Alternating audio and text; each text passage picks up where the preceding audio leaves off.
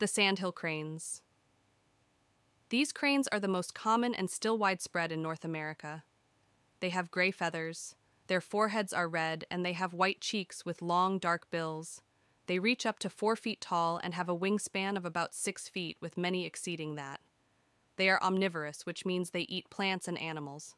They like to feed on seeds, grains, insects, worms, mice, frogs, and snakes.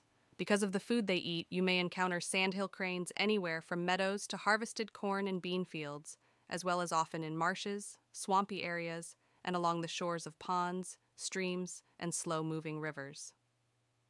Sandhill crane. Best viewing locations. Where to see them in Michigan. Sandhill cranes show up all over the state, but appear more often in south and central Michigan. Here are some places you can see sandhill cranes in Michigan. Bernard W. Baker. Sanctuary is the oldest bird sanctuary in Michigan and the first sanctuary dedicated to cranes in North America. It offers the best view of cranes as large groups fly overhead, en route to roost at Big Marsh Lake. Phyllis Haenel Memorial Audubon Sanctuary.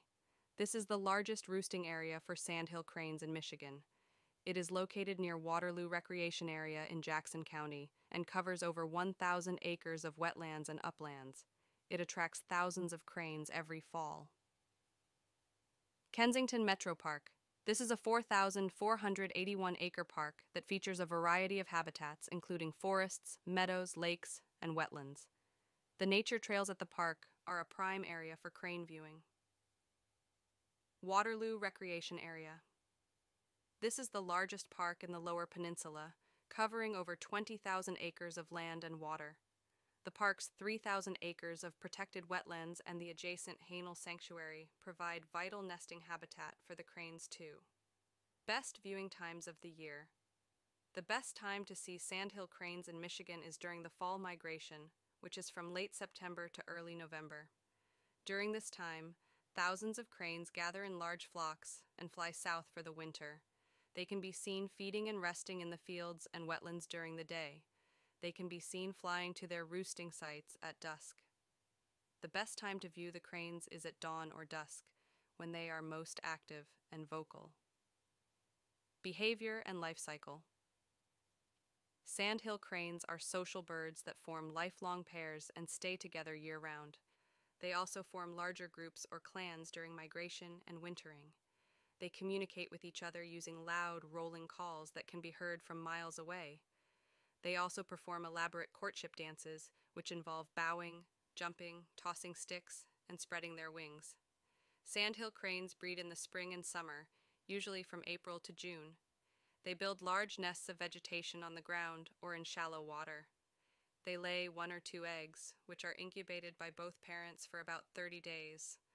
The chicks are precocial, meaning they can walk and feed themselves soon after hatching. They stay with their parents for about 10 months until the next breeding season. Sandhill cranes can live up to 20 years in the wild and even longer in captivity. They face threats from habitat loss, degradation, and fragmentation, as well as collisions with power lines, fences, and vehicles. They are also hunted for sport and subsistence in some areas. Fun facts. Sandhill cranes are one of the oldest living bird species, dating back to at least 2.5 million years ago. They are closely related to the extinct woolly mammoth and the living elephant.